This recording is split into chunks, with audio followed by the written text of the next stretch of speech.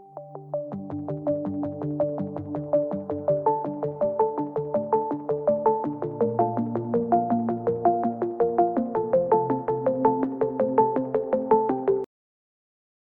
Doctor Rajendra Prasad glorious classes Sikar के online platform पर आपका हार्दिक स्वागत करता हूं। दोस्तों, आज का हमारा जो टॉपिक है वो काफी महत्वपूर्ण रहने वाला है। हम राजस्थान ज्योग्राफी के क्रमानुसार टॉपिक के क्रम में आज हम एक बहुत ही महत्वपूर्ण टॉपिक लेंगे और उस टॉपिक का नाम है राजस्थान की जलवायु। तो राजस्थान की जलवायु के बारे में डिस्कस करेंगे दोस्तों। तो अपन ये बात करते हैं कि जो राजस्थान की जलवायु है वो कौन कौन से प्रकार, किस प्रकार की जलवायु है, राजस्थान में कितने प्रकार की ऋतुएं पाई जाती हैं, राजस्थान प्रदेश को भूगोलवेताओं ने कौन कौन से जलवायु प्रदेशों में बांटा है। इसके अलावा अपन देखें तो कुछ बिंदु अपन अकाल और सूखा के बारे में भी चर्चा करेंगे। तो इन्हीं बिंदुओं पर आज का हमारा टॉपिक रहने वाला है और काफी इंटरेस्टिंग टॉपिक है। तो आशा करता हूं कि आप इसको अच्छे से समझने की कोशिश करेंगे। विभिन्न परीक्षाओं में इस टॉपिक से कई प्रकार के प्रश्न भी पूछे जाते हैं और काफी समझने वाला टॉपिक है। अगर अपन इसको ध्यान से देख करके और इजी वे में समझ लेंगे तो यहां से एग्जाम में बनने वाले जो प्रश्न हैं उनको करने में आपको काफी आसानी हो जाएगी। तो काफी इंटरेस्टिंग और इजी तरीके से इस टॉपिक को बनाया गया है, तैयार किया गया है ताकि आपके दिमाग में अच्छे से आ सके। तो इसी पर हम चर्चा करने वाले हैं। तो काफी महत्वपूर्ण टॉपिक है। तो इसी टॉपिक के क्रम में देखो हम चलते हैं। सबसे पहले तो हम कुछ बिंदुओं के बारे में चर्चा करते हैं। जैसे आपने दो बिंदुओं के बारे में सुना होगा। पहला जो बिंदु है उसकी अपन बात करें तो वो कौन सा है, मौसम। और दूसरे बिंदु की हम बात करेंगे तो वो हमारा बिंदु कौन सा है, जलवायु। तो हम मौसम के बारे में चर्चा करते हैं कि मौसम किसको कहते हैं। तो देखो ये हमारा राजस्थान प्रदेश है, हम ज्यादातर इसी के संदर्भ में डिटेल को पढ़ेंगे। तो मौसम की देखो परिभाषा हम देखते हैं। तो मौसम किसको बोला जाता है, तो देखो एक शब्द में मैंने आपके सामने लिख दिया है कि मौसम वायुमंडलीय दशाओं की एक अल्पकालिक व्यवस्था का नाम है। तो एक थोड़े समय की जो वायुमंडलीय दशाएं हैं उनमें बदलाव आ जाता है, वायुमंडलीय जो कारक हैं उनमें बदलाव आ जाता है। तो उस कंडीशन को हम क्या कहते हैं, मौसम। तो मौसम देखो कैसी अवस्था होगी, अल्पकालीन अवस्था होगी। ये अल्पकालीन अवस्था किसकी, ये वायुमंडलीय कारकों की या वायुमंडलीय दशाओं की। तो वायुमंडलीय दशाओं की जो अल्पकालिक अवस्था होती है, वायुमंडलीय दशाओं की अल्पकालिक अवस्था,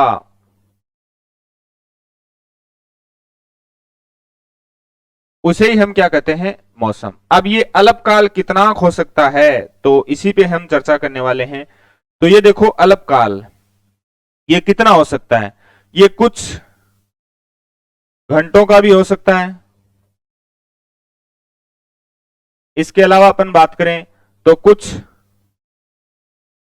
दिन की अवस्था रह सकती है। दिन से बड़े हम किसको लेते हैं, सप्ताह। तो कुछ सप्ताह की रह सकती है। और सप्ताह के बाद में अपन बात करते हैं तो फिर क्या आ जाता है, महीना। हालांकि महीना भी इसी में शामिल है, लेकिन महीने की कंडीशन को ऋतु के नाम से जानते हैं। तो कुछ घंटे हो गए, कुछ दिन हो गए, कुछ सप्ताह की जो अल्पकालिक दशा होती है, किसकी, वायुमंडलीय दशाओं की, या हम इसको बोल सकते हैं वायुमंडलीय कारकों की। तो उसको किस नाम से जानते हैं, मौसम के नाम से जानते हैं। यानी थोड़े समय की कंडीशन। जैसे हम यूं बात कर लेते हैं कि कई बार हम देखते हैं कि दिन के समय बादल छा जाते हैं और थोड़े समय के लिए मौसम कैसा हो जाता है, ठंडा हो जाता है। यानी वायुमंडलीय जो कारक हैं उनमें हम किसको लेते हैं, तापमान है, वायुदाब है, पवने हैं, इनको लेते हैं। तो इनकी जो दिशा है या इनकी जो दशा है उसमें हमारे क्या आ जाता है, परिवर्तन आ जाता है। जैसे तापमान, बादल छा गए, तापमान गिर गया, तापमान गिर गया तो वायुदाब बढ़ गया और हवाओं की दिशा भी क्या हो जाती है, चेंज हो जाती है, क्योंकि हवाएं हमेशा उच्च वायुदाब से निम्न वायुदाब की ओर बहती हैं। तो इनमें जो बदलाव आ जाता है, तो हम देखते हैं कि दिन में बादल छाने से कई बार गर्मियों के दिनों में भी कुछ समय के लिए यानी कुछ घंटों के लिए मौसम ठंडा हो जाता है। उसके बाद में धूप खिली, तापमान बढ़ गया, तो दिन क्या हो गया, गर्म हो गया। ऐसे ही हम देखते हैं कि कई दिन तक भी बादल छाए रहते हैं, 2-3 दिन तक मौसम ठंडा रहता है। कुछ सप्ताह तक भी मौसम जो है ना वो गर्मियों के दिनों में, बरसात के दिनों में ठंडा हो जाता है। तो ये कुछ समय के लिए जो वायुमंडलीय जो दशाएं हैं उनमें जो बदलाव आ जाता है, उसी बदलाव को हम क्या बोलते हैं, मौसम के नाम से जानते हैं। तो ये मौसम एक अल्पकालिक अवस्था होगी, यानी थोड़े समय के लिए वायुमंडलीय जो कारक हैं, तापमान, वायुदाब, इसमें थोड़े समय के लिए परिवर्तन आता है। और ये अल्पकालीन यानी थोड़ा समय, कुछ घंटे, कुछ दिन, कुछ सप्ताह का हो सकता है। तो ऐसी कंडीशन को जिसमें थोड़े समय के लिए वायुमंडलीय दशाओं में बदलाव आता है, हम किस नाम से जानते हैं, मौसम के नाम से जानते हैं। और ये जो मौसम है इसकी हम बात करते हैं, तो मैंने कंडीशन बताई, ये इतने समय की कंडीशन हो सकती है, कुछ घंटे, कुछ दिन और कुछ सप्ताह की कंडीशन हो सकती है। इतने समय के लिए बदलाव हो सकता है, लेकिन लॉन्ग टर्म के लिए, लंबे समय के लिए बदलाव नहीं रहता। तो उसे हम किस नाम से जानेंगे, मौसम के नाम से जानेंगे। अब देखो महीना भी आ गया, सप्ताह से बड़ा महीना होता है। कुछ महीनों की जो बदलाव की कंडीशन होती है, यानी कुछ महीनों तक एक जैसा मौसम रहता है, उसके बाद में उसमें चेंज आता है, तो उसे हम किस नाम से जानते हैं, ऋतु के नाम से जानते हैं। जैसे हम बोलते हैं ना, ग्रीष्म ऋतु है, शीत ऋतु है, वर्षा ऋतु है। तो ऐसा थोड़ी होता है कि ग्रीष्म ऋतु आई तो वो कुछ घंटों के लिए आ गई, कुछ दिन के लिए आ गई, है ना। तो वो 2-3 महीने तक तो चलती है जैसे ग्रीष्म ऋतु जो है ना, हालांकि कई कई जगह बात अलग होती है। तो कुछ महीने तक चलती है, जैसे ग्रीष्म ऋतु 2-3 महीने चली, शीत ऋतु 2-3 महीने चली, या 3-4 महीने तक चली।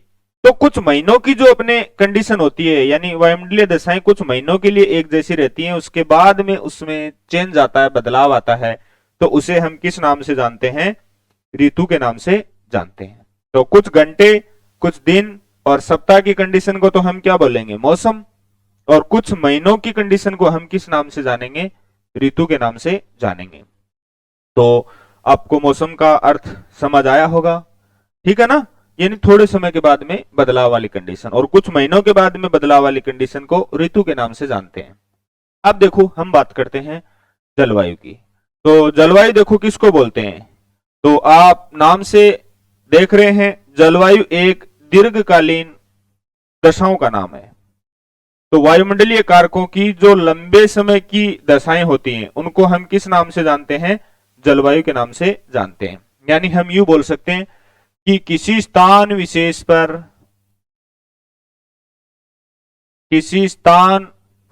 पर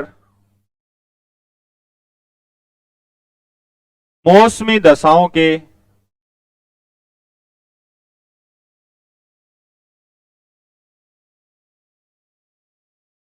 दीर्घकालिक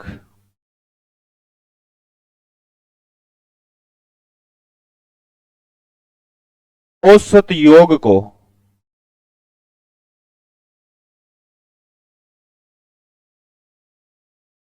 क्या बोलते हैं, जलवायु कहते हैं। क्या कहते हैं, जलवायु।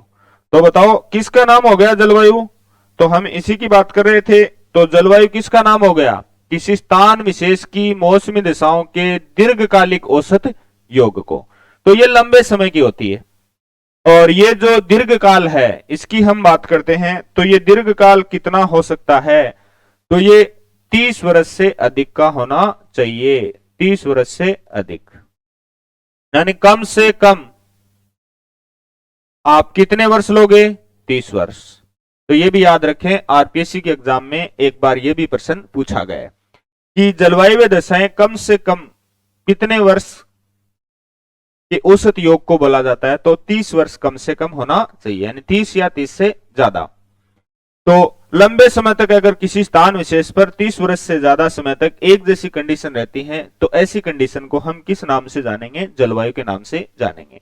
यानी ये किसी स्थान विशेष पर मौसमी दशाओं के दीर्घकालिक औसत योग का नाम है। क्या नाम है, जलवायु।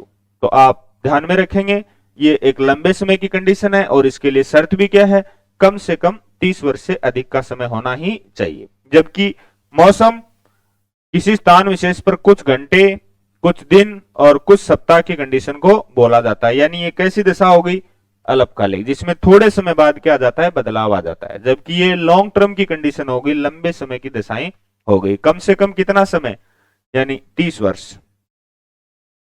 कम से कम कितने वर्ष तक एक जैसी दशाएं रहनी चाहिए, 30 वर्ष। तो ये दोनों कंडीशन आप ध्यान में रखेंगे। ये थोड़े समय की है, जो समय भी मैंने बताया। ये लंबे समय की दशाएं हैं, जिसमें कम से कम कितना समय, 30 वर्ष समय। तो ये तो इन दोनों का अपने अर्थ हो गया, यानी जलवायु का अर्थ समझा और मौसम का अर्थ समझा। अब हम नेक्स्ट बात करते हैं, राजस्थान के संदर्भ में हम आते हैं। तो हम सबसे पहले बात करेंगे कि जो राजस्थान की जलवायु है, उसको प्रभावित करने वाले हम कारकों के बारे में पढ़ेंगे। तो राजस्थान के संदर्भ में हम आते हैं, तो सबसे पहले राजस्थान की जलवायु को प्रभावित करने वाले कारकों की बात करते हैं। तो देखो, राजस्थान की जलवायु को कौन कौन से कारक प्रभावित करते हैं। तो इसमें सबसे पहला जो हमारा कारक आता है वो कौन सा आता है, अक्षांशीय स्थिति। सेकंड कौन सा आता है, समुद्र से दूरी। एक एक बिंदु को हम एक्सप्लेन करते चलेंगे कि ये राजस्थान की जलवायु को कैसे प्रभावित करते हैं। उसके बाद में तीसरा महत्वपूर्ण बिंदु है जो राजस्थान की जलवायु को प्रभावित करता है, भूमध्य रेखा से दूरी। चौथा जो पॉइंट है उसकी हम बात करते हैं, तो वह आता है समुद्र तल या धरातल से ऊंचाई। और देन पांचवा टॉपिक आपके आता है भौगोलिक स्थिति। तो ये 5 महत्वपूर्ण बिंदु हैं जो राजस्थान की जलवायु को प्रभावित करते हैं। इनके अलावा भी हम देख सकते हैं और भी अन्य गौण टॉपिक आ जाते हैं, जैसे हम वनस्पति को भी ले सकते हैं। वनस्पति जो है ये भी राजस्थान की जलवायु को प्रभावित करती है। अब देखो, वनस्पति, तो ये सारे कारक ऐसे हैं जो राजस्थान की जलवायु को प्रभावित करते हैं। अब एक एक की हम व्याख्या करते चलते हैं। तो इनमें सबसे पहले हम बात करेंगे किसकी, अक्षांशीय स्थिति की। तो अक्षांशीय स्थिति राजस्थान की जलवायु को कैसे प्रभावित करती है, तो इसी के बारे में हम चर्चा करेंगे। तो हम अक्षांशीय स्थिति की बात करते हैं। तो देखो, हम सबसे पहले ये बात करते हैं कि अक्षांशीय स्थिति जो है वो राजस्थान की क्या है। तो हम अक्षांशीय स्थिति के बारे में देखें तो राजस्थान की जो अक्षांशीय स्थिति है वो हमने राजस्थान के सामान्य परिचय के बिंदु में पढ़ी भी है और आपने भी विभिन्न परीक्षाओं में इसको पढ़ा होगा। तो सबसे पहली बात, राजस्थान की जो अक्षांशीय स्थिति है यानी लेटीट्यूड पोजीशन है, उसकी हम बात करते हैं। तो राजस्थान का अक्षांशीय जो विस्तार है वो है 23 डिग्री 03 मिनट नॉर्थ से, और कहां तक है, 30 डिग्री 12 मिनट नॉर्थ तक। ये राजस्थान की क्या है, अक्षांशीय स्थिति है। अब देखो, इस अक्षांशीय स्थिति से हम पता करेंगे कि राजस्थान की जलवायु कैसी हो सकती है और वर्तमान में कैसी है। तो देखो, अगर हम ग्लोब के ऊपर बात करें तो इस प्रकार से क्षैतिज रेखाएं निर्धारित की गई हैं, काल्पनिक रेखाएं हैं। ये जो क्षैतिज रेखाएं हैं इनमें बिल्कुल मध्य भाग में जो रेखा है इसको 0 डिग्री अक्षांश भी कहते हैं और इसी रेखा को भूमध्य रेखा भी कहते हैं। भूमध्य रेखा से उत्तर की ओर यानी उत्तरी गोलार्ध में 90 डिग्री तक अक्षांशीय मान पॉसिबल है। तो कितने डिग्री तक, 90 डिग्री तक। तो 90 डिग्री तक अक्षांशीय मान पॉसिबल है। और 0 के उत्तर में जितने भी अक्षांशीय मान है उन सभी को हम नॉर्थ यानी शॉर्ट में एन और उत्तरी अक्षांश के नाम से लिखते हैं। तो 0 डिग्री के उत्तर की हम बात करते हैं तो राजस्थान का अक्षांशीय विस्तार कितने डिग्री से कितने डिग्री तक है, तो 23 डिग्री 03 मिनट नॉर्थ से स्टार्ट है और कितने पर जाकर खत्म होता है, तो 30 डिग्री और 12 मिनट नॉर्थ पर जाकर राजस्थान का अक्षांशीय विस्तार खत्म होता है। अब देखो, हम इससे पता करते हैं 23 डिग्री 03 मिनट नॉर्थ से 30 डिग्री 12 मिनट नॉर्थ के बीच में राजस्थान की स्थिति है, यानी ये राजस्थान है। तो राजस्थान भूमध्य रेखा के कौन सी साइड में हो गया, उत्तर की साइड हो गया, यानी किस गोलार्ध में हो गया, उत्तरी गोलार्ध में, उत्तरी गोलार्ध में। अब देखो, हम ये बात करते हैं कि जो ताप कटिबंधों की स्थिति है उसकी हम चर्चा करें। तो भूमध्य रेखा के आसपास यानी 23.5 डिग्री नॉर्थ तक और साउथ में 23.5 डिग्री साउथ तक सूर्य की किरणें सीधी पड़ती हैं। तो ये जो क्षेत्र है यहां सूर्य की धूप अधिकतम प्राप्त होती है। तो इस ताप कटिबंध को किस नाम से जान देते हैं? उष्ण कटिबंध के नाम से। किस नाम से बोलते हैं? उष्ण कटिबंध के नाम से। और इससे आगे 66.5 डिग्री तक का जो बेल्ट है उसे हम किस नाम से जानते हैं? शीतोष्ण कटिबंध।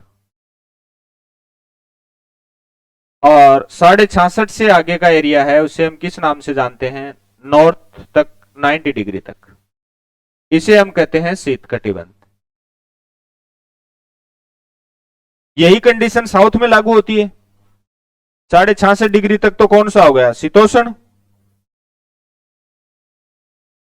ये शीतोष्ण और ये वाला अपना भाग कौन सा हो गया? शीत कटिबंध। तो हम ये देखते हैं कि राजस्थान का अधिकांश एरिया जो है वो देखो इसी बेल्ट में आ रहा है और ये उष्ण बेल्ट है यानी उष्ण कटिबंधीय जलवायु है।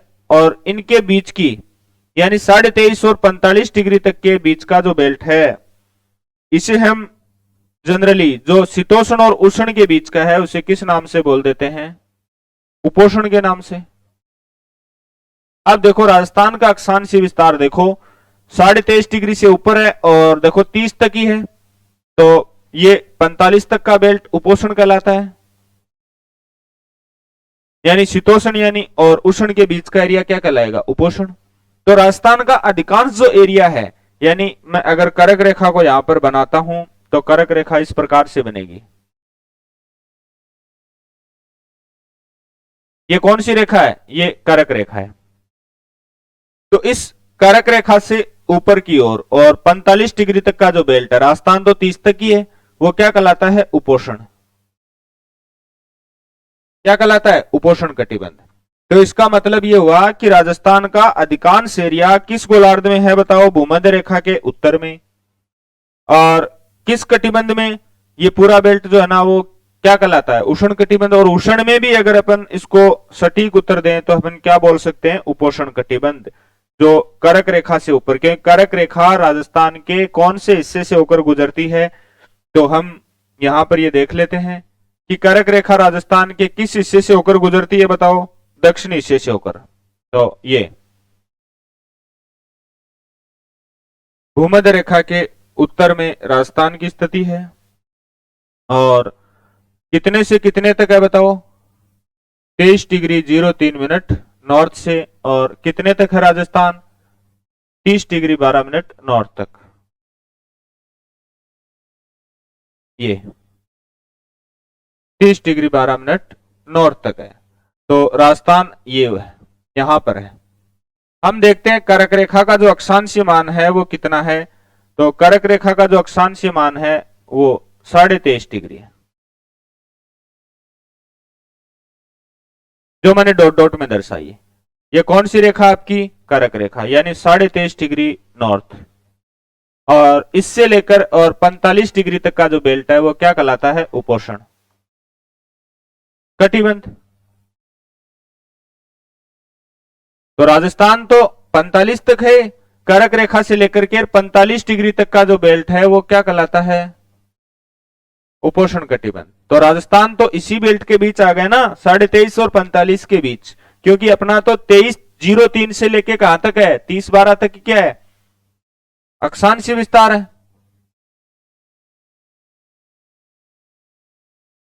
तो राजस्थान का अधिकांश एरिया बताओ किस में आ गया? ये बेल्ट क्या कहलाता है? उपोष्ण कटिबंध। इसीलिए हम राजस्थान की जलवायु को क्या नाम दे सकते हैं? उपोष्ण कटिबंधीय जलवायु। तो अगर उपोष्ण नहीं है तो हम उष्ण कटिबंध कर देंगे, दोनों आता है तो हम क्या करेंगे? उपोष्ण कटिबंधी करेंगे। तो राजस्थान की जलवायु कैसी हो गई? उपोष्ण कटिबंधीय। और नाम क्या दे देते हैं? शुष्क जलवायु।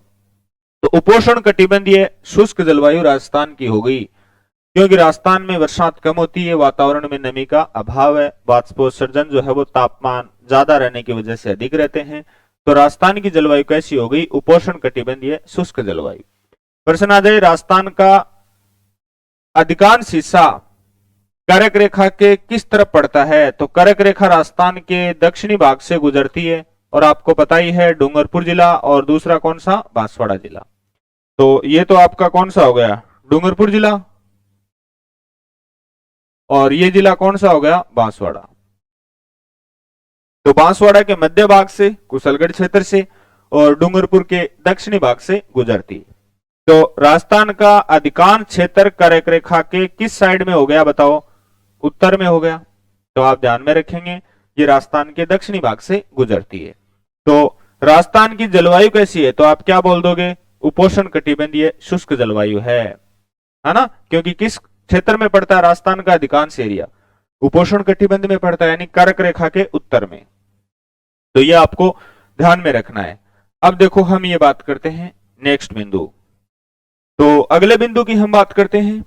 तो ये तो हमारी अक्षांश स्थिति से हमने पता लगाया कि राजस्थान की जलवायु कैसी है? उपोष्ण कटिबंधीय शुष्क जलवायु है।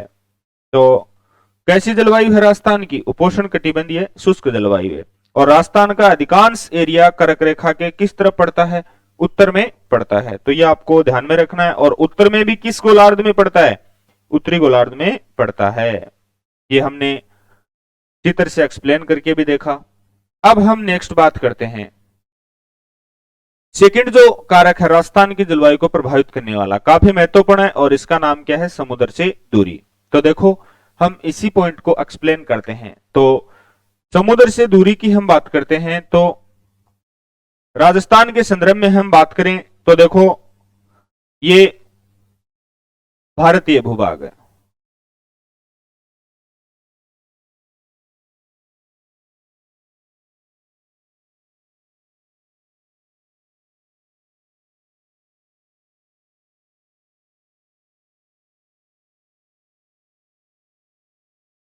ये भारतीय भूभाग है।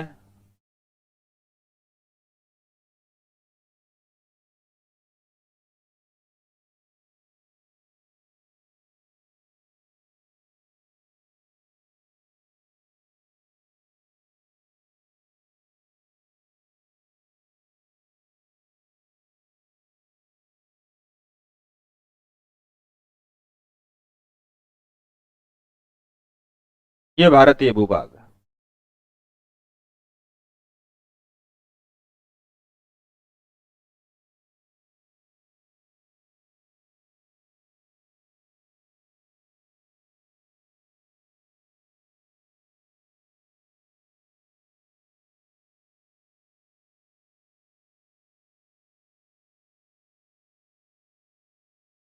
इस प्रकार से भारतीय भूभाग है।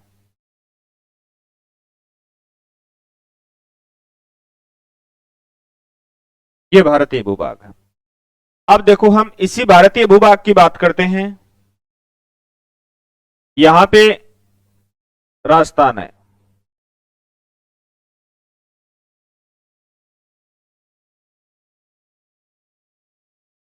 ये कौन सा राज्य है? राजस्थान। अब देखो, हम इसी की बात कर रहे हैं।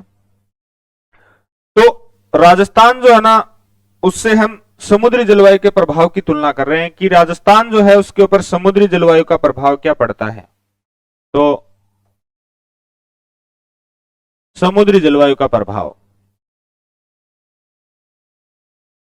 तो देखो, राजस्थान के निकटतम हम समुद्रों की बात करते हैं तो ये कच्छ की खाड़ी है।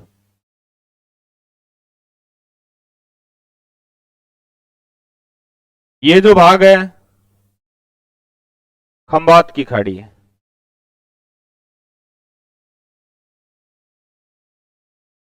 और ये वाला जो शेष भाग है इसको हम क्या बोलते हैं? अरब सागर। तो राजस्थान से नजदीकी समुद्रों की बात करते हैं। बंगाल की खाड़ी काफी दूर है, और नजदीकी समुद्र राजस्थान के या तो ये कच्छ की खाड़ी है, या हमारे क्या है? खंबात की खाड़ी है।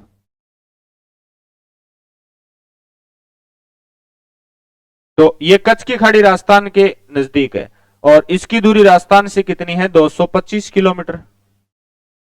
और अरब सागर की दूरी राजस्थान से कितनी है? 400 किलोमीटर। अब क्या रहता है कि जो भी भाग समुद्र के नजदीक स्थित है तो वहां समुद्री जलवायु का प्रभाव रहता है। समुद्री जलवायु का क्या प्रभाव रहता है कि जो स्थल भाग है, ये जमीनी भाग है, जैसे ये भारत का ये वाला भाग 3 और किससे घिरा हुआ है? समुद्र से घिरा हुआ है, जिसे हम प्रायद्वीप बोलते हैं। तो ये भाग जो स्थलीय भाग है, ये 3 और समुद्र से घिरा हुआ है। किसका स्थलीय भाग? भारतीय भूभाग। तो जो भाग समुद्र के नजदीक होता है वहां पर कंडीशन क्या होती है कि जो स्थल भाग है वो दिन में गर्मी पाकर के जल्दी गर्म हो जाता है और शाम के समय जल्दी क्या हो जाता है? ठंडा। और जल भाग की हम बात करते हैं तो ये धीरे धीरे गर्म होता है और धीरे धीरे क्या होता है? ठंडा। तो ये वाला जो भाग है ये धीरे धीरे गर्म होता है, जल भाग है, और ये स्थल भाग है, हम भारत के संदर्भ में देख लेते हैं। ये जल्दी गर्म होता है और जल्दी क्या होता है? ठंडा होता है। तो स्थल भाग दिन में जल्दी गर्म होने के कारण यहां तापमान बढ़ जाते हैं। तापमान बढ़ेगा तो वायुदाब कम हो जाएगा, यानी तापमान और वायुदाब में विपरीत संबंध होता है। ताप और वायुदाब में कैसा संबंध होता है? विपरीत संबंध होता है। तो उस वजह से यहां पर न्यून वायुदाब स्थल भाग पर, क्योंकि तापमान बढ़ गया तो वायुदाब क्या हो गया? कम हो गया, विपरीत संबंध है। और जल भाग धीरे धीरे गर्म होता है, धीरे धीरे ठंडा होता है। कंडीशन दिन के समय की, तो ये धीरे धीरे गर्म होगा, धीरे धीरे ही ठंडा होगा। इसकी बजाय ये जल्दी गर्म हो जाएगा तो यहां तापमान ज्यादा होने से वायुदाब कम हो जाएगा और यहां वायुदाब ज्यादा रहेगा। तो हवा हमेशा अधिक वायुदाब से कम वायुदाब की ओर चलती है। तो अधिक दाब से कम दाब की ओर चलेगी। तो यहां तो अधिक दाब है जलीय भाग पे और यहां न्यून दाब है क्योंकि तापमान ज्यादा है, तो हवा इधर से इधर की ओर आएगी। और रात के समय कंडीशन उल्टी हो जाएगी, ये धीरे जल्दी ठंडा हो जाएगा तो वायुदाब उच्च हो जाएगा, ये धीरे धीरे ठंडा होगा तो इसकी बजाय यहां न्यून वायुदाब रहेगा। तो रात के समय इधर हवा चलेगी, तो इसको तो बोलते हैं स्थल समीर, और दिन के समय चलती है उसको क्या बोलते हैं? जल समीर। स्थल समीर यानी स्थल से जल की ओर जा रही है।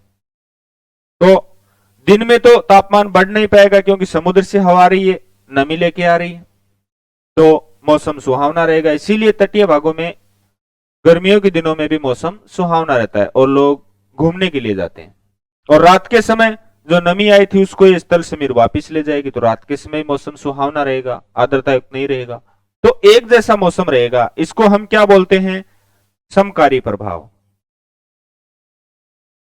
ये समकारी प्रभाव जहां एक जैसा मौसम रहता है, ये कहां देखने को मिलता है? तटीय क्षेत्रों में देखने को मिलता है। अब राजस्थान के संदर्भ में इसको अप्लाई करें तो राजस्थान की दूरी कच्छ की खाड़ी से कितनी है? 225 किलोमीटर। और खंबात की खाड़ी है अरब सागर से कितना दूर है राजस्थान? 400 किलोमीटर। तो इतनी ज्यादा दूरी है क्योंकि ये समकारी प्रभाव कुछ किलोमीटर तक ही रहता है तटीय भागों में, ये जल की वजह से। लेकिन राजस्थान से समुद्र या जल यानी समुद्री जलवायु, तो समुद्र या जल काफी दूर है, यानी कच्छ की खाड़ी निकटतम समुद्र है जो 225 किलोमीटर है, अरब सागर 2 नंबर पे नजदीक है जो 400 किलोमीटर। इतनी ज्यादा दूरी होने की वजह से राजस्थान पर समुद्री जलवायु का जो प्रभाव है वो रहेगा क्या? तो नहीं रहता है। तो इसका मतलब राजस्थान पर समुद्री जलवायु का कोई प्रभाव नहीं रहता है। इसी कारण यहां गर्मियों में भी तापमान काफी उच्च पाए जाते हैं और सर्दियों में तापमान काफी कम पाए जाते हैं, क्योंकि रेत जितनी जल्दी ठंडी होती है उतनी जल्दी गर्म होती है। तो क्या नाम दे सकते हैं हम राजस्थान की जलवायु को? यानी समुद्री जलवायु का प्रभाव राजस्थान की जलवायु पर नहीं मिलता, तो हम राजस्थान की जलवायु को क्या नाम देंगे? समुद्री जलवायु तो नाम नहीं देंगे हम, क्योंकि समुद्री जलवायु का कोई प्रभाव ही नहीं है, ये तो तटीय भागों में काफी कम किलोमीटर की दूरी तक रहता है। तो हम राजस्थान की जलवायु को नाम देंगे महाद्वीपीय जलवायु। क्या नाम देंगे? महाद्वीपीय जलवायु। तो राजस्थान की जलवायु को महाद्वीपीय जलवायु के नाम से जाना जाता है। अब देखो, समुद्री जलवायु का प्रभाव नहीं है राजस्थान की जलवायु पे। कैसी जलवायु नाम देंगे राजस्थान की जलवायु को? महाद्वीपीय जलवायु। अब महाद्वीपीय जलवायु जो है उसके क्या लक्षण है? तो मैंने अभी बताया ही, महाद्वीपीय मतलब राजस्थान स्थल भाग है, समुद्र काफी दूर है, कोई प्रभाव नहीं है समुद्री जलवायु का। तो महाद्वीपीय जलवायु के क्या लक्षण है? दिन में अधिक ताप और रात में काफी कम तापमान। यानी दिन में, अब बताओ, स्थल भाग है राजस्थान में, अधिकांश भाग पर मरुस्थल है, बालू रेत का विस्तार है। रेत की क्या विशेषता होती है? दिन के समय जब सूर्य की धूप खिली रहती है तो गर्मी पा करके और जल्दी क्या हो जाती है? गर्म हो जाती है। यानी स्थल भाग जो है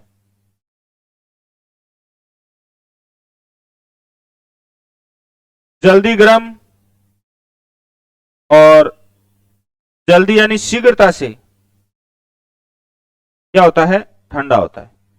तो दिन में तो अधिक तापमान मिलेंगे क्योंकि रेत गर्मी पाकर के जल्दी गर्म हो जाएगी, और रात के समय उतनी जल्दी ठंडी हो जाएगी तो तापमान क्या मिलेंगे? कम मिलेंगे।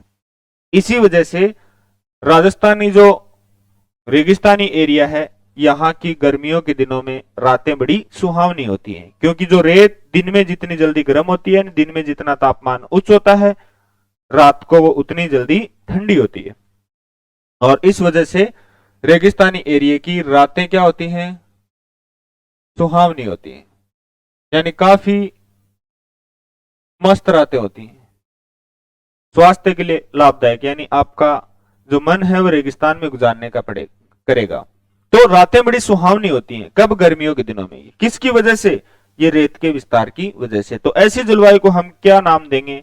महाद्वीपीय जलवायु नाम देंगे, जिसमें दिन में गर्मी ज्यादा और रात को उतनी ज्यादा ठंड, यानी रातें बड़ी सुहावनी। तो समुद्री जलवायु का प्रभाव नहीं पड़ता राजस्थान की जलवायु पर, क्योंकि समुद्र की दूरी ज्यादा है।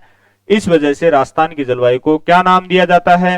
महाद्वीपीय जलवायु। ये प्रश्न कई बार एग्जाम में पूछा गया, तो आप इसको ध्यान से रखेंगे। राजस्थान की जलवायु को क्या नाम देना उचित रहेगा? महाद्वीपीय जलवायु नाम देना उचित रहेगा। क्या विशेषताएं होती हैं इस महाद्वीपीय जलवायु की? मैंने आपको बताई। गर्मियों के दिनों में दिन में गर्मी ज्यादा, तापमान ज्यादा, तो रात को तापमान कम, रातें बड़ी सुहावनी होती हैं। इसी वजह से, ये किस वजह से? स्थल भाग की वजह से या रेतीले भाग की वजह से, रेतीले भाग के कारण, क्योंकि रेत जल्दी गर्म होती है और जल्दी क्या होती है? ठंडी होती है। तो हम इसी पॉइंट पे आते हैं। राजस्थान की जलवायु को समुद्र से दूरी से हम जोड़ के देख रहे थे, तो समुद्री जो जलवायु है उसका राजस्थान की जलवायु पर कोई प्रभाव पड़ेगा क्या? तो समुद्री जलवायु का प्रभाव नहीं पड़ेगा। किस पर है? राजस्थान की जलवायु पर। तो राजस्थान की जलवायु को क्या नाम दिया जाता है? महाद्वीपीय जलवायु नाम दिया जाता है। ये आप अच्छे से याद रखेंगे, काफी बार पूछा जाता है। क्या नाम देते हैं राजस्थान की जलवायु को? महाद्वीपीय जलवायु नाम देते हैं। अब दो बिंदु हमने एक्सप्लेन किए, अक्षांशीय स्थिति और दूसरा समुद्र से दूरी। अक्षांशीय स्थिति के आधार पर हमने तय किया कि राजस्थान की जलवायु कैसी है, क्या नाम दिया जा सकता है। तो हमने अक्षांशीय स्थिति के आधार पर देखा कि हम कर्क रेखा के उत्तर में हैं और अधिकांश क्षेत्र राजस्थान का किस कटिबंध में पड़ता है? उपोष्ण कटिबंध में। इसी कारण राजस्थान की जलवायु को हमने क्या नाम दिया? उपोष्ण कटिबंधीय शुष्क जलवायु नाम दिया। ये तो नाम दिया। अब नेक्स्ट हम बात करते हैं, तीसरा पॉइंट है भूमध्य रेखा से दूरी का। तो भूमध्य रेखा से दूरी की बात हम करते हैं। तो तीसरा जो पॉइंट है, राजस्थान की जलवायु को कैसे प्रभावित करता है, या करता है या नहीं करता है। तो देखो, भूमध्य रेखा से दूरी की हम बात करते हैं तो हम ये देखते हैं कि ग्लोब के ऊपर जो क्षैतिज रेखाएं खींची गई हैं, जिन्हें हम अक्षांश बोलते हैं, बीचों बीच जो अक्षांश है उसको हम क्या बोलते हैं? 0 डिग्री अक्षांश या भूमध्य रेखा। इस रेखा के उत्तर में राजस्थान की अक्षांश स्थिति है 23 डिग्री 03 मिनट नॉर्थ से 30 डिग्री 12 मिनट नॉर्थ तक। ये राजस्थान है, ये राजस्थान है, और ये दक्षिणी भाग में कर्क रेखा है।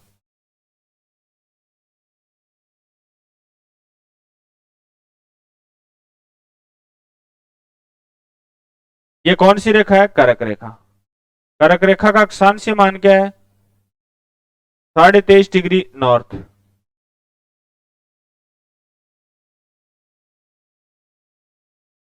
नॉर्थ। तो देखो अपन ये देखते हैं 1 डिग्री अक्षांश के बराबर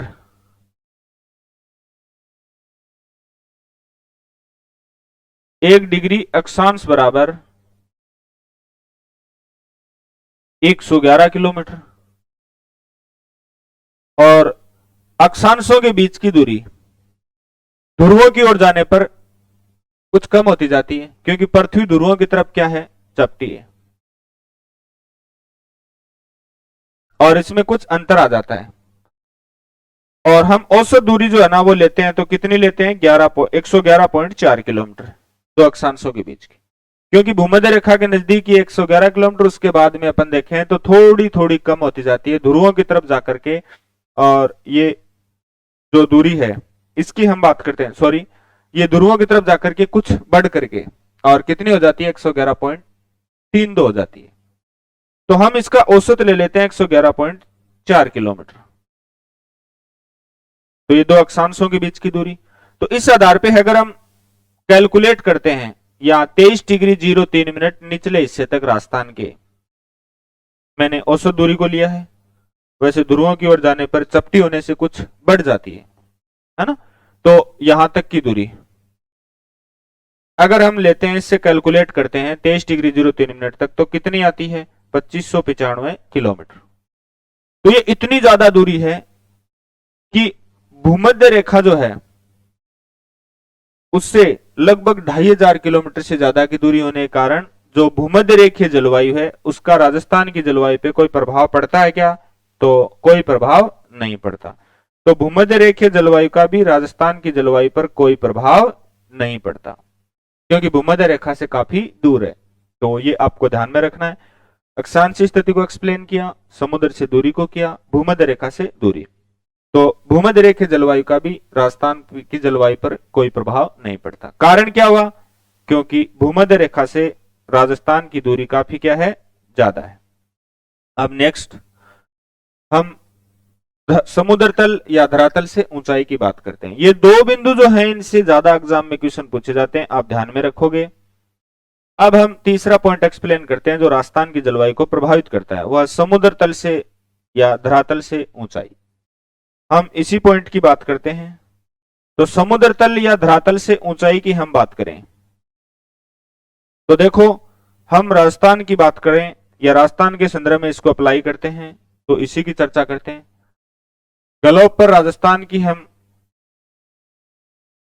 स्थिति को देखते हैं। तो भूमध्य रेखा के राजस्थान की जो स्थिति है वो उत्तर की साइड है, और उत्तर दिशा में राजस्थान भूमध्य रेखा के उत्तर में 23 डिग्री 03 मिनट नॉर्थ से कितने के बीच है? 30 डिग्री 12 मिनट नॉर्थ के बीच है। ये राजस्थान की स्थिति है।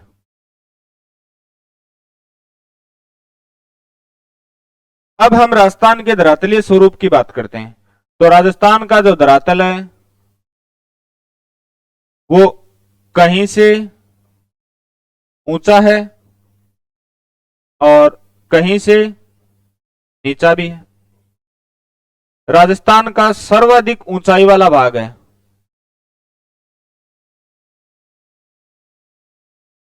ऊंचाई वाला भाग, उसकी हम बात करते हैं तो वो कौन है? गुरु शिखर है। और ये कहां है? सिरोही में। 1722 मीटर इसकी ऊंचाई है, ये सबसे उच्चतम भाग है राजस्थान का। तो देखो हम बात करते हैं, हम धरातल से या समुद्र तल से जो जो ऊंचाई की ओर बढ़ते हैं,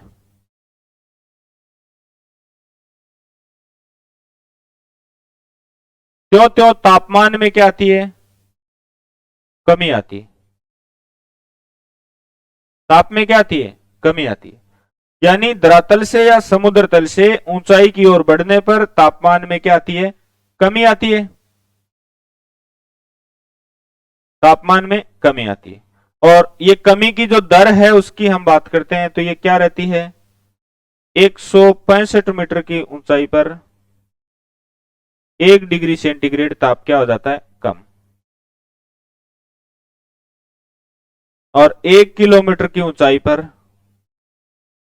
6.5 डिग्री सेंटीग्रेड ताप में क्या आती है, कमी आती है।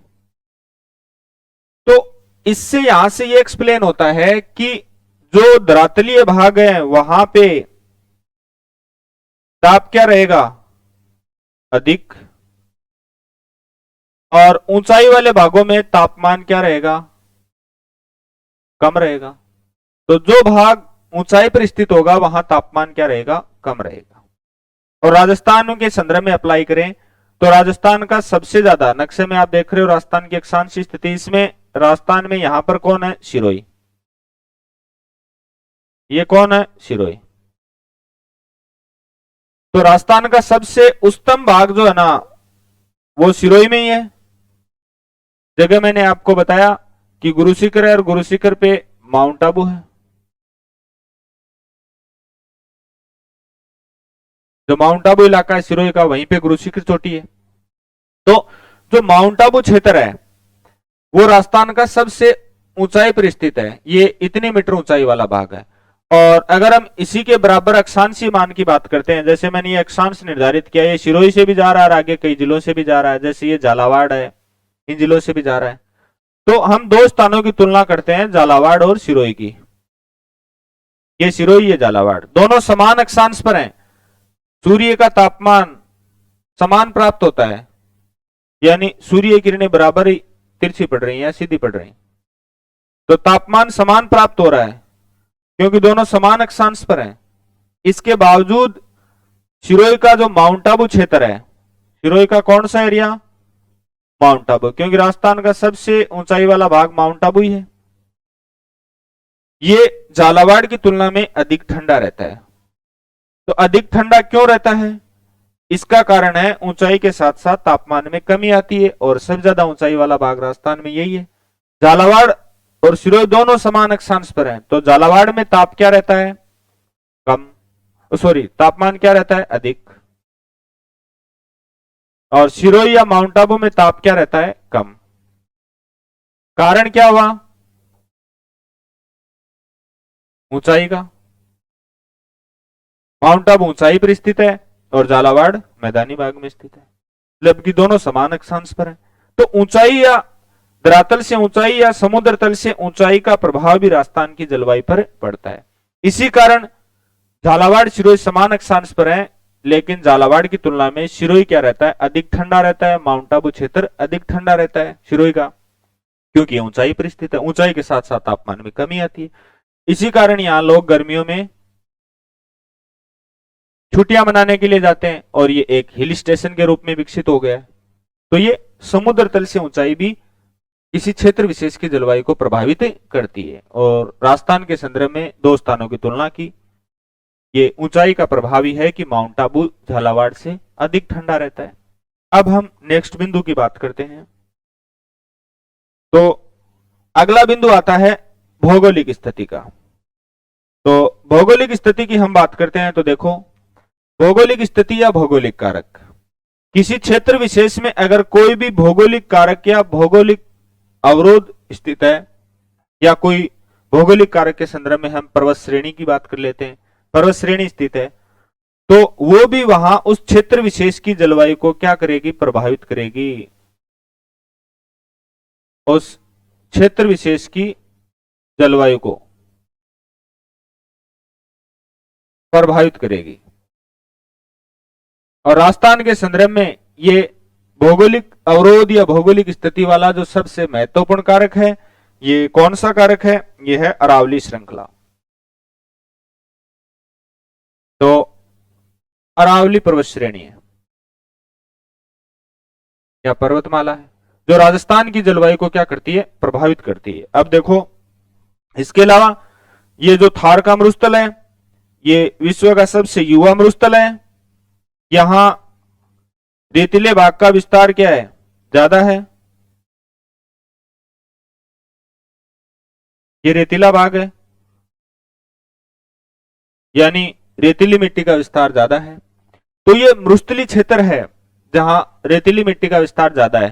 और जो अरावली पर्वत श्रृंखला है, ये हम भौगोलिक कारक या भौगोलिक स्थिति में ले सकते हैं जो राजस्थान की जलवायु को प्रभावित करते हैं। तो देखो, विभिन्न ऋतुओं में इस रेगिस्तान की वजह से ही तापमान की क्या पाई जाती है? विषमता पाई जाती है। ये हमने एक्सप्लेन भी किया।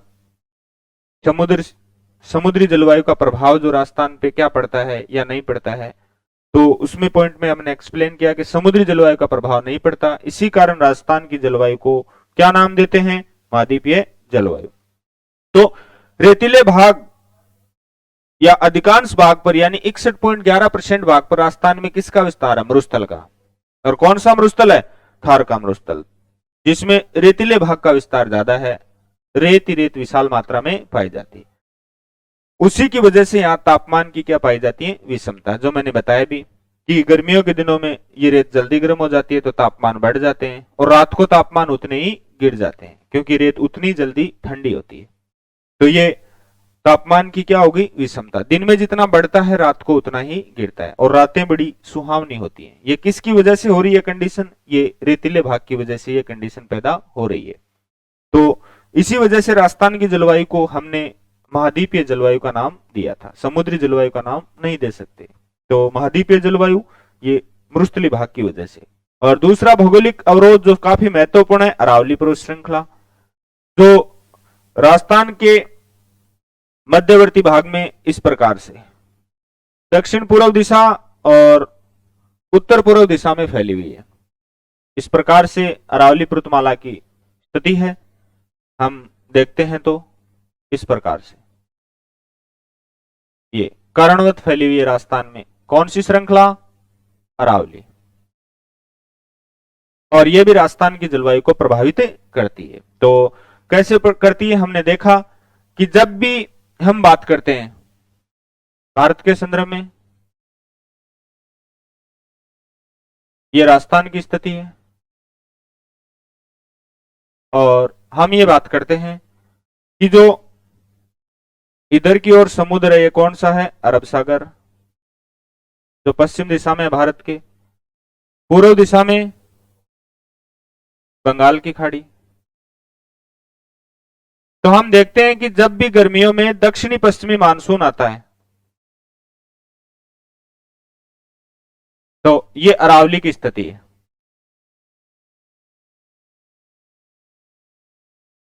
इस प्रकार से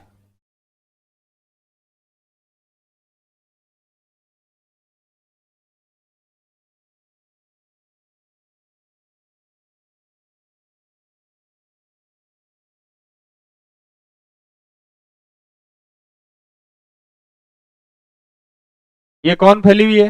अरावली। तो जब भी दक्षिणी पश्चिमी मानसून आगे बढ़ता है आगे की ओर, तो अरावली पर्वतमाला इस दक्षिणी पश्चिमी मानसून की, और हम शाखा क्या बोल सकते हैं? अरब सागर की मानसूनी शाखा। ये दक्षिणी पश्चिमी मानसून की शाखा है, क्योंकि आगे हम पढ़ेंगे दक्षिणी पश्चिमी मानसून ही दो भागों में बढ़ जाता है, एक अरब सागर की शाखा और एक कौन सी? बंगाल की खाड़ी की शाखा। तो ये जब दक्षिणी पश्चिमी मानसून की अरब सागरीय मानसूनी हवाएं आगे बढ़ती हैं तो अरावली पर्वतमाला इनके क्या है? समानांतर स्थित है। ये अवरोध का काम नहीं करती। अगर ये इस दिशा में होती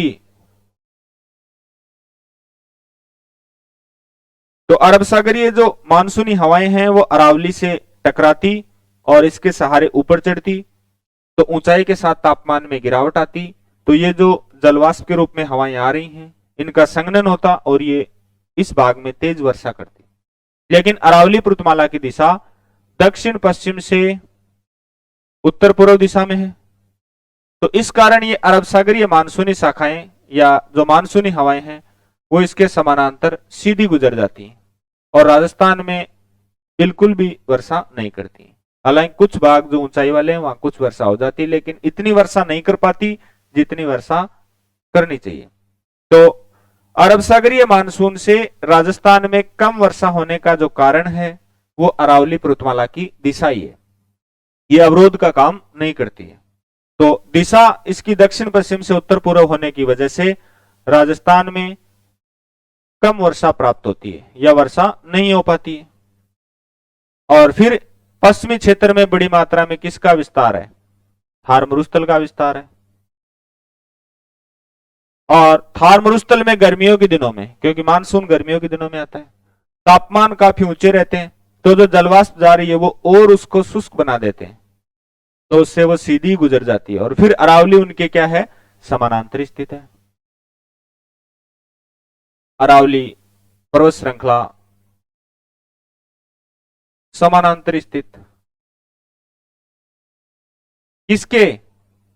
मानसूनी हवाओं के। और मानसूनी हवाएं भी कौन सी? अरब सागर वाली। अरब सागरीय मानसूनी हवाओं के क्या है? समानांतर स्थित है। तो अरावली की भौगोलिक स्थिति के कारण ही जो दक्षिण पश्चिम से उत्तर पूर्व की ओर इन हवाओं के क्या है? समानांतर स्थित है। इसी कारण राजस्थान में वर्षा कम हो पाती है। तो ये भी राजस्थान की जलवायु को प्रभावित करती है। अगर ये इस दिशा में होती, उत्तर पश्चिम से दक्षिण पूर्व, तो राजस्थान की जलवायु इतनी शुष्क नहीं होती, क्योंकि वर्षा होती राजस्थान में और यहाँ की जलवायु कुछ और होती।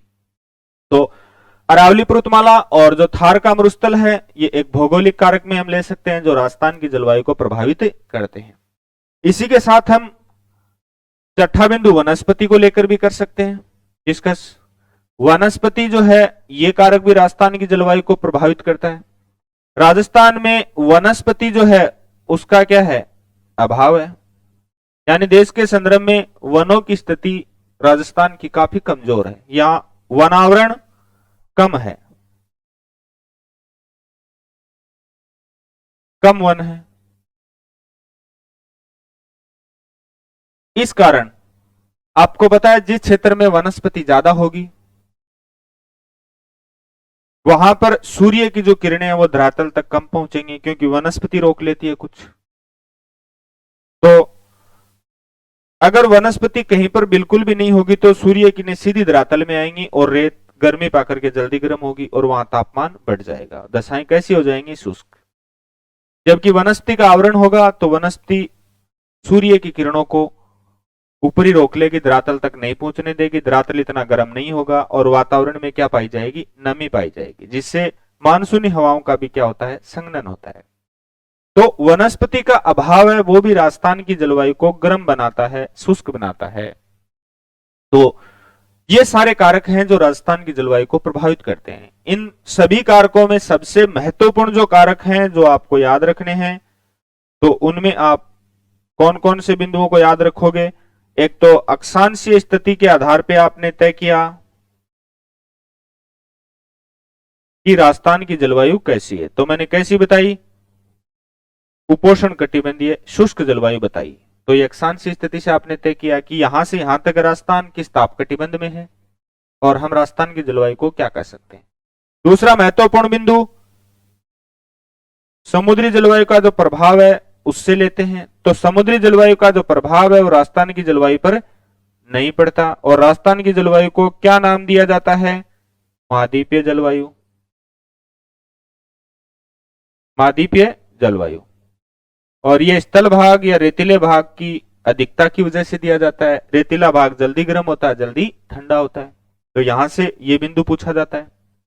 एक अरावली पर्वतमाला के संदर्भ में एग्जाम में क्वेश्चन पूछते हैं कि अरावली पर्वतमाला राजस्थान में अरब सागरीय मानसून से वर्षा कम क्यों हो पाती है, तो उसका कारण है अरावली पर्वतमाला इन हवाओं के समानांतर है तथा पश्चिमी क्षेत्र में लगभग भाग पर यानी अधिकतर भाग पर थार मरुस्थल का विस्तार है तो वो हवाओं को शुष्क बना देता है, क्योंकि यहाँ तापमान ज्यादा रहते हैं, रेतीला भाग है, जल्दी गर्म होने से तापमान ज्यादा रहते हैं।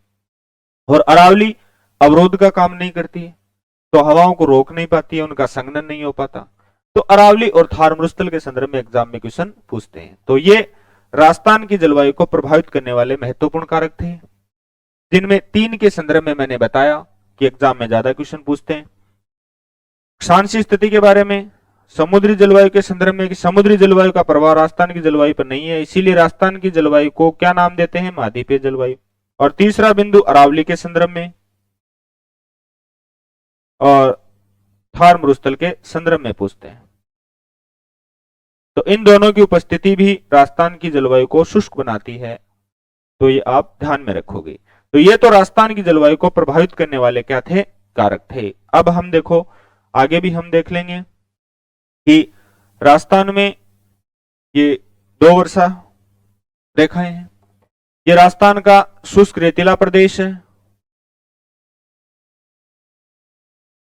और ये राजस्थान का अर्ध शुष्क प्रदेश है। ये शुष्क रेतीला प्रदेश और ये अर्ध शुष्क प्रदेश, ये उत्तरी पश्चिमी मरुस्थलीय प्रदेश के ही उपभाग हैं, जो हम भौतिक प्रदेश में डिस्कस करते हैं। उत्तरी पश्चिमी मरुस्थलीय प्रदेश के क्या है, उपभाग है, 2 भाग। तो जो शुष्क रेतीला प्रदेश है और अर्ध शुष्क प्रदेश है, इन दोनों को बांटने वाली जो वर्षा रेखा है वो कितने सेमी वर्षा रेखा है, 25 सेमी वर्षा रेखा है। ये आप ध्यान में रखेंगे। यानी इस शुष्क रेतीले प्रदेश में वर्षा का औसत 25 सेमी से कम रहता है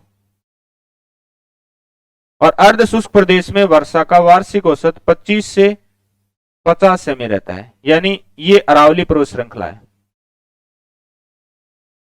तो अरावली पर्वत श्रृंखला के सहारे सहारे कितने सेंटीमीटर वर्षा रेखा गुजरती है, 50 सेमी वर्षा रेखा गुजरती है।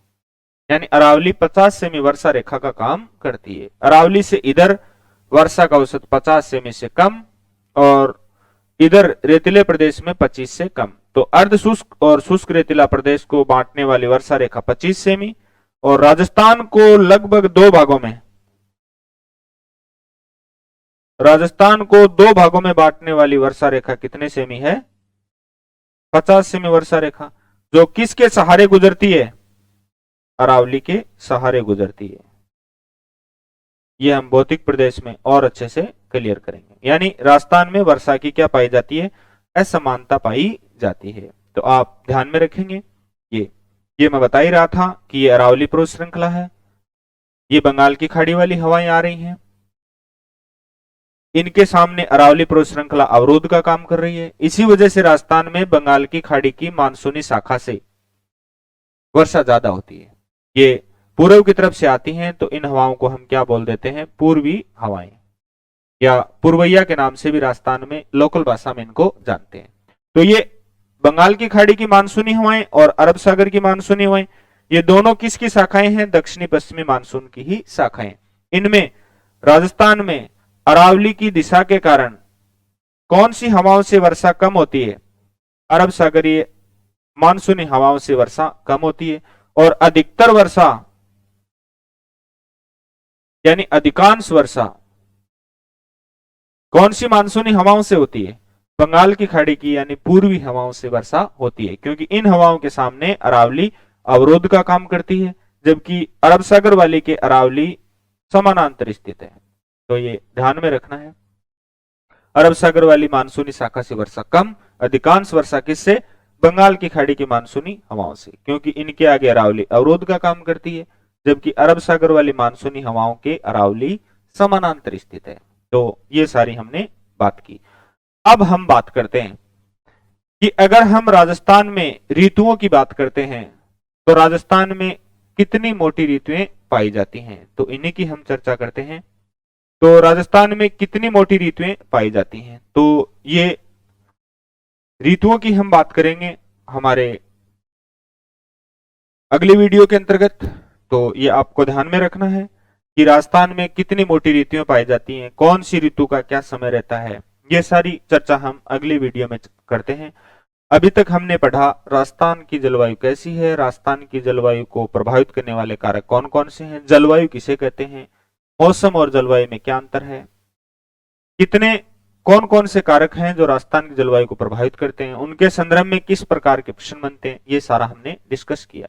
तो कितनी मोटी ऋतुएं पाई जाती हैं इसकी चर्चा हम अगले वीडियो में करते हैं। तो धन्यवाद। जय भारत, जय हिंद।